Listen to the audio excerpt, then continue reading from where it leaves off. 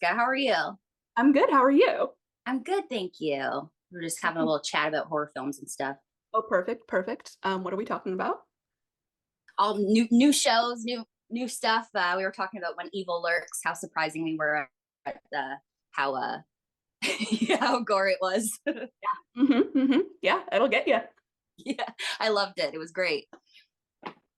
So I take it you're a big supernatural horror fan.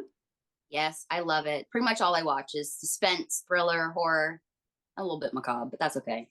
Okay, this is not where I was going to start, but since we're here, I'm uh, sorry. let's go. Let's do it. Um, since we are in a world of vampires with Reginald the Vampire, and you are a horror fan, if you were going to bring in a vampire from another piece of media, who would you want to see come in and be in part of the Reginald world? Ooh, that's a really good question. I mean, I feel like Angela would absolutely like. I can't tell if she would love her or hate her, but I'm a really big fan of her. But Akasha from Queen of the Damned, Beautiful. Yep. yeah, I feel like she'd probably be terrified of her. To be honest, she would just, yeah, Reasonably so. Yeah. yeah. But that would be really fun. Maybe even I can't. Oh my goodness, I'm blanking on her name. Um, the little one from um Interview with the Vampire, the one that Kristen Dunst, the character Kristen Dunst played. Claudia. Claudia, thank you. I knew it was like a C. I was like, what is it? Yeah, Claudia. Claudia would probably be fun. She'd be like, you little demon child. Can't go Once wrong there. again, she'd either love her or hate her. Can't tell, but I love her. Those are the best relationships. That's the best dynamic to have. Exactly. Yep. All right, now let's talk about your vampire character. We have Angela at the end of season one of Reginald. She made a pretty hefty promise. She said she was going to come for Maurice. So tell Mm, me about where we're picking up in season two.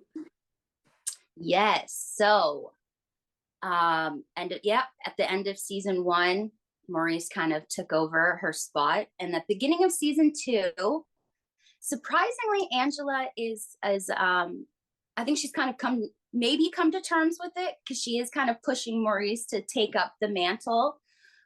Whether or not that's so that someone else doesn't swoop in and try and take over power, we don't know. I think Angela is the type of person that's keep your enemies close or keep what is it? Yeah, you're right. You got it. You got it. Keep Yeah, your that one. Yeah, friends close and your enemies closer. Yeah, that's the one. That's the one. So I mean, he is a friend, but also maybe there's a little bit of enemy still there. So she's like, I just got to keep an eye on you. So as long as she knows who's in power, then I think that's better than not knowing who else would come in and try and take over that sector. very true. Very true. And we have a new threat to deal with this season too, because we don't just have some vampire infighting, we also have angels coming in to shake things up. Yes, yes. Uh, How is Angela dealing with the new heavenly threats that are coming into the world? whew, Angela is not. She's not handling this too well. Angela's someone who really thrives on being able to control a situation. And I would say this season, Angela definitely gets thrown for a loop. Everything is completely out of control. And I think it's not her favorite position to be in. And I think especially, I don't think she really had dealing with angels on her bingo card.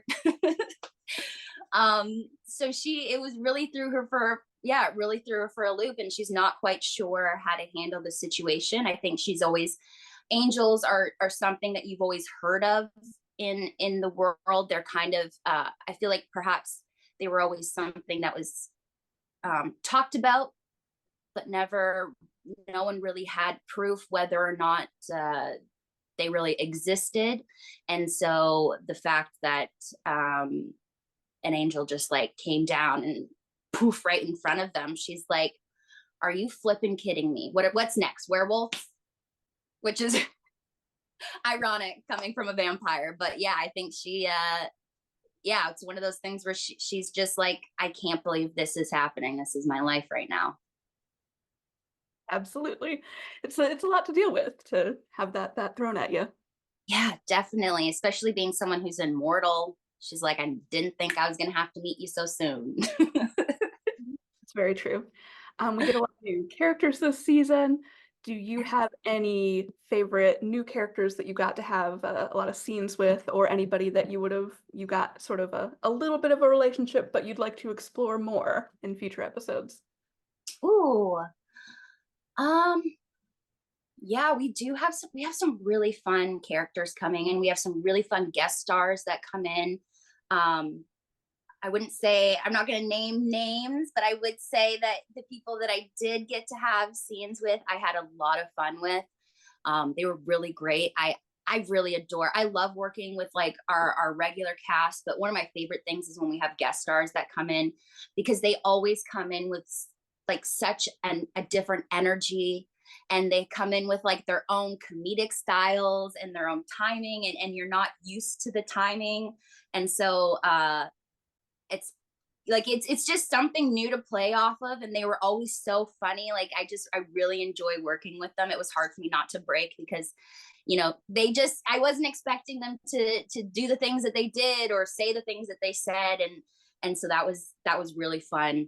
And yeah, just all of the guest stars were just really great, and everyone that I got to have scenes with were just really terrific, and I had a lot of fun working with them. So just know that those scenes, even though some of them might seem like Angela's not having the most fun, I was definitely having a lot of fun during those scenes. Good. That's the best way to play it, I think. Yes. Yeah. Now, what are you most excited for fans to see in season 2? A lot of big changes are happening, a lot of new characters, a lot of new supernatural battles and stuff. What are you really excited for everyone to see? Oh, uh there's so many things. I'm just excited for everybody to see a different side of all of our characters. I think, you get to see a different side to Sarah. She gets yep, she has she kind of has a little bit of kind of transforms. She gets a little bit of a harder side to her, which is really fun. And contrasting to Angela's character, which I think me and Sarah kind of our characters kind of play this, like we kind of swap our arcs, which is really fun. I'm just excited for people to see a different side of Angela. She's definitely a lot softer this time around, and you get to see a little bit more of the human side of Angela, which I think freaks her out a little bit.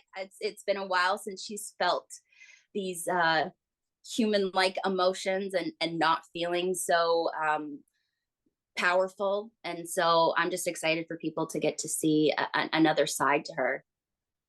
A lot of crisis happening. She's got the angel shaking things up, the humanity coming through. It's a lot to deal with. It's a lot to deal with. Yeah. I mean, first season, I think she definitely was, she got a little bit of that from Maurice coming back into her life. He reminded her of some things that maybe she wasn't too proud of, which I don't think, is something that she was used to feeling. I don't think that was the feeling that she thought she was going to feel when she saw him again. And he reminded her of what that was like. And then she's kind of remembering what it's like to have people around her and to have a team and to actually have people that maybe you can count on, which means that they could also disappoint you and let you down. And that's something that she doesn't want to have to deal with, and she hasn't had to deal with it in a long time. And I think it's split. She's enjoying the thought of that, but also at the same time, the feelings and the emotions that go with that, she's not loving too much. Definitely. There's going to be a lot for everybody to see. Congratulations on season 2, and thanks for talking with me today. Thank you so much. I appreciate it. Great. Have a good day. You too. Bye.